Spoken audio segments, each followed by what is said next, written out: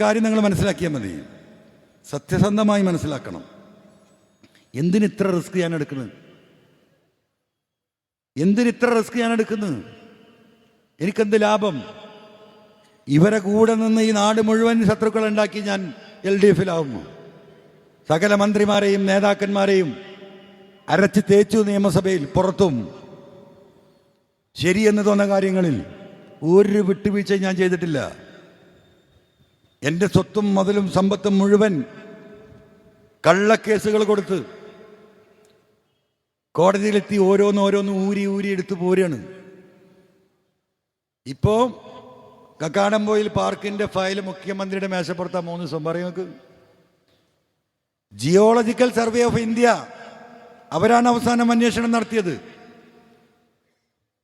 ഈ രാജ്യത്തെ ഭൂമി സംബന്ധമായ കാര്യങ്ങളിൽ അവസാനത്തെ അതോറിറ്റി. അവരെ കൊണ്ടുവന്ന് അവർ പഠനം നടത്തി മാസങ്ങളോളം.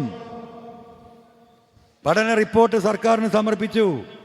അവർ പറഞ്ഞു ഈ പാർക്ക് നിൽക്കുന്നത് ഡിസാസ്റ്റർ മാനേജ്മെന്റ് ഏരിയയിലല്ല, അതുകൊണ്ട് പാർക്ക് പ്രവർത്തിപ്പിക്കുന്നതിന് ഒരു തടസ്സമില്ല. പക്ഷേ അവിടെ ചില റീറ്റെയിൻ വാളുകൾ കെട്ടണം. പൂളിൻ്റെ താഴെ ഭാഗത്ത് 8 മീറ്ററും 10 മീറ്ററും ഉയരത്തിൽ 10ഉം 25 മീറ്റർ നീളത്തിൽ കോൺക്രീറ്റ് വാളുകൾ കെട്ടി അതിനെ സ്റ്റെബിലൈസ് ചെയ്യണം ചില സ്ഥലങ്ങൾ. അതാണ് അവർ കൊടുത്ത റിപ്പോർട്ട്. ആ റിപ്പോർട്ടിൻ്റെ അടിസ്ഥാനത്തിൽ NITയിലെ എഞ്ചിനീയർമാർ ഒരു പ്ലാൻ ഉണ്ടാക്കി, അത് അപ്രൂവ് ചെയ്ത് മുഖ്യമന്ത്രിക്ക് കൊടുത്തിട്ട് ഒരാഴ്ച ആയിട്ടുള്ളൂ. Copy to CM. ഞാനിങ്ങനെ വരച്ചെങ്കിൽ എനിക്കിട്ട് വരുള്ളൂ. എൻ്റെ എത്ര ലക്ഷം എത്ര കോടിൻ്റെ പ്രോപ്പർട്ടിയാണ് നിങ്ങൾക്കറിയാം. ആ ഘട്ടത്തിലാണ് ഞാൻ ജനങ്ങൾക്ക് വേണ്ടി ഇത് വിളിച്ചു പറയുന്നത്. നിങ്ങൾ മനസ്സിലാക്കണം. എൻ്റെ ജ്യേഷ്ഠന്മാരെന്നോട് ചോദിച്ചു, നിനക്ക് പ്രാന്താണോ എന്ന്. നിങ്ങൾ മനസ്സിലാക്കണം.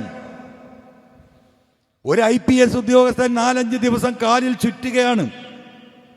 നിങ്ങളെ അടിമയായി ഞാൻ ഈ നാട്ടിൽ 25 കൊല്ലം സേവനം ചെയ്യും. ഒരു SP-യെ ഡിസ്മിസ് ചെയ്യുന്നു, മറ്റേ SP-യെ മാറ്റുന്നു. ഏത് SP-യെ വെക്കണമെന്ന് എന്നോട് ചോദിക്കുന്നു. DOSP-മാരെ ട്രാൻസ്ഫർ ചെയ്യുന്നു.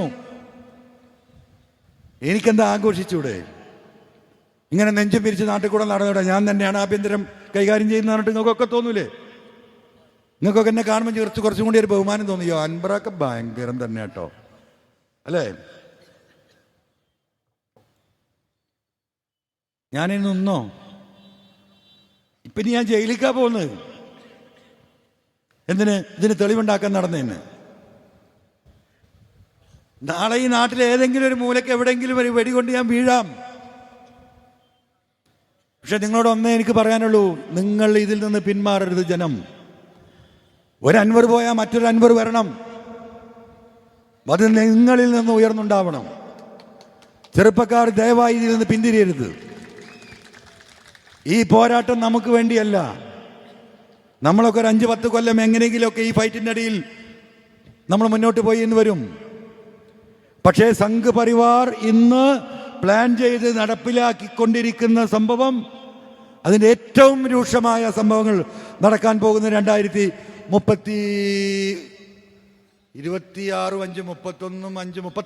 രണ്ടാമത്തെ തെരഞ്ഞെടുപ്പിന് ശേഷം 2026 തെരഞ്ഞെടുപ്പിൽ അവർ ടാർഗറ്റ് ചെയ്യുന്നത് 25 സീറ്റാണ്. 20 സീറ്റെങ്കിലും അവർ പിടിച്ചിരിക്കും. 2031 തെരഞ്ഞെടുപ്പിൽ സംസ്ഥാനത്ത് അവർ അധികാരത്തിൽ വരും. അവർക്ക് തിരക്കില്ല. അവർ സ്ലോ ആൻഡ് സ്റ്റഡിയിൽ പോയിക്കൊണ്ടിരിക്കുകയാണ്. ഇത് മനസ്സിലാക്കേണ്ടതുണ്ട്. വർഗീയ കലാപം എന്ന് പറഞ്ഞാൽ ആർക്കും വലിയ സുഖം ഉണ്ടാവും നിങ്ങൾ വിചാരിക്കണ്ട. ഞങ്ങളിവിടെ ശക്തരാണല്ലോ, ഞങ്ങൾ കൂടുതലാണല്ലോ എന്നൊന്നും ആരും തെറ്റിദ്ധരിക്കണ്ട. വർഗീയ കലാപമുണ്ടായ വർഗീയ ഭൂമികളിലൂടെ ഉത്തരേന്ത്യൻ സംസ്ഥാനങ്ങളിലൂടെ ഒന്ന് നടന്നു നോക്കിയാൽ മതി. കേരളത്തിലെ ജനം കേൾക്കുമ്പോൾ നല്ല രസാ. വർഗീയത. ഒരു കലാപം ഉണ്ടായി നോക്കണം, അപ്പം നിങ്ങൾക്കറിയാം. ഇപ്പോൾ വല്ല ടെൻഷനുണ്ടോ ഈ നാട്ടിൽ ജീവിക്കാൻ? 4 മണിക്ക് വരുന്ന കുട്ടികൾ, സ്കൂൾ ബസ് 4:15 അമ്മമാർക്ക് ബേജാറില്ല. ഒരു 4:30 വീട്ടിൽ നിന്നൊന്ന് മുറ്റത്തേക്ക് ഇറങ്ങി നോക്കും.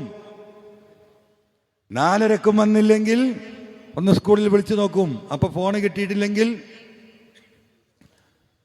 പിന്നെ ഒരു 10 മിനിറ്റ് കഴിഞ്ഞ് വിളിച്ചു നോക്കും. അപ്പോഴേക്ക് എന്തെങ്കിലും വിവരം കിട്ടും. 5 മണിവരെ ജോലി ചെയ്യുന്ന ഉദ്യോഗസ്ഥൻ വീട്ടിലേക്ക് 6 മണിക്ക് മടങ്ങിയെത്തുന്ന കുടുംബം 6:30 ഭർത്താവ് എത്തിയില്ലെങ്കിലും 7:30 എത്തിയില്ലെങ്കിലും ഒരു പ്രശ്നമില്ല. 6 മണിക്ക് എത്തുന്നവരെ 7:30 കണ്ടില്ലെങ്കിൽ വിളിച്ചു നോക്കും, ഏട്ടാ നിങ്ങളെവിടെ, കാണുന്നില്ലല്ലോ. ഇത്ര ഉണ്ടാവൂ, ഞാൻ ഇന്ന സ്ഥലത്തുണ്ട്, ഫിനിഷ്. എന്താണ് ഉത്തരേന്ത്യൻ സംസ്ഥാനങ്ങളിലെ സ്ഥിതി? 4 മണിക്ക് സ്കൂൾ വണ്ടി വീടിൻ്റെ മുന്നിലെത്തിയിട്ടുണ്ടെങ്കിൽ 3:50 തന്നെ എന്താ പറയുക, അമ്മമാർക്ക് മനസ്സിലാന്തൽ തുടങ്ങും. അവിടെ ഇവിടെയൊക്കെ കുത്തും വെടിയപ്പൊക്കെ നടന്ന നാടായിരിക്കും. ദൈവമേ എൻ്റെ കുട്ടി അപകടമില്ലാതെ എത്തണ്ടേന്ന് പ്രാർത്ഥിക്കുകയാണ്. 4 മണി കഴിഞ്ഞ് 4:05 ആയാൽ വെപ്രാളം തുടങ്ങും. 4:10 കുട്ടിയെ കണ്ടിട്ടില്ലെങ്കിൽ ഇറങ്ങി ഓടും തള്ളമാർ. ഇതേ സ്ഥിതി തന്നെയാണ് മറുഭാഗത്തും. കൊന്നവനും കൊല്ലിച്ചവനും മരണപ്പെട്ടവരും ആർക്കും ഒരു സുഖമുണ്ടാവും എന്ന് നിങ്ങൾ കരുതണ്ട. അതാണ് വർഗീയത. ഒന്നും നേടാനില്ല, അതുകൊണ്ട് നശിക്കാൻ മാത്രമേ ഉള്ളൂ. കുറച്ച് ആളുകൾക്ക് മന്ത്രി MLA ആകാം, അതിലപ്പുറം ഒന്നും ഉണ്ടാകാൻ പോകുന്നില്ല. ഇന്ന് ഈ സംസാരിക്കുന്ന വേദിക്കപ്പുറത്തുള്ള ആ ചായക്കടയിൽ പോയി നോക്കിയാൽ അവിടെ തോമസും അബ്ദുറഹ്മാനും ഒരു ചായ 2 കുടിക്കുന്നുണ്ടാവും.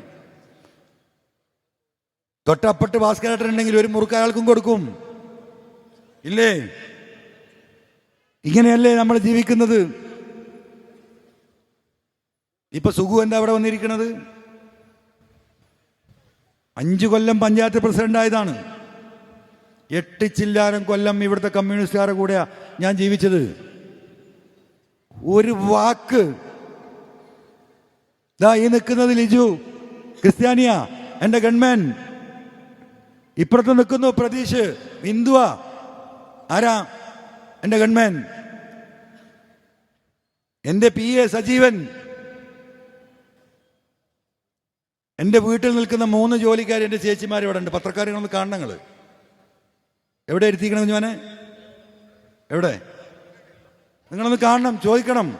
ഞാൻ കൊണ്ടുവന്നതാ. 10, 30, 40 വർഷമായി വീട്ടിലുള്ളവരുണ്ട് അവിടെ. ഒന്ന് തങ്കമണി ചേച്ചിയാണ്, ഒന്ന് ചിന്നമ്മയാണ്, ഒന്ന് ശോഭയാണ്. വീട്ടിൽ ഭക്ഷണം ഉണ്ടാക്കി തരുന്നവർ. അൻവറിനെ അങ്ങനെ വർഗീയവാദിയാക്കാൻ 4 ആള് ചാപ്പ കുത്താൻ നടന്നാൽ അത് നടക്കൂല. 150 കൊല്ലത്തെ പാരമ്പര്യമുണ്ട് ഈ കുടുംബത്തിന്. രാജ്യത്തിന്റെ സ്വാതന്ത്ര്യ സമരത്തിൽ ജീവൻ കൊടുത്തവരുണ്ട്. 1000കണക്കിന് ഏക്കർ ഭൂമി ഈ നാടിന്റെ സ്വാതന്ത്ര്യത്തിന് വേണ്ടി ചെലവഴിച്ച് തലമുറയിൽ നിന്നാ ഞാൻ വരുന്നത്. 8 കൊല്ലമായല്ലോ PV അൻവർ MLA ആയിട്ട്. എന്ത് ചികിത്സ വേണമെങ്കിൽ നടത്താം. അമേരിക്കയിൽ പോകാം, ലണ്ടനിൽ പോകാം, നാട്ടിൽ നടത്താം. ഞാനും ഒരു മാസത്തിൽ 4,000 റുപ്യൻ്റെ മരുന്ന് എനിക്കും വേണം, വീട്ടുകാർക്ക് വേണം. എത്ര ഉണ്ടെങ്കിലും ഡബിൾ എഴുതി കൊടുത്താലും കിട്ടും, ട്രിപ്പിൾ എഴുതി കൊടുത്താലും കിട്ടും.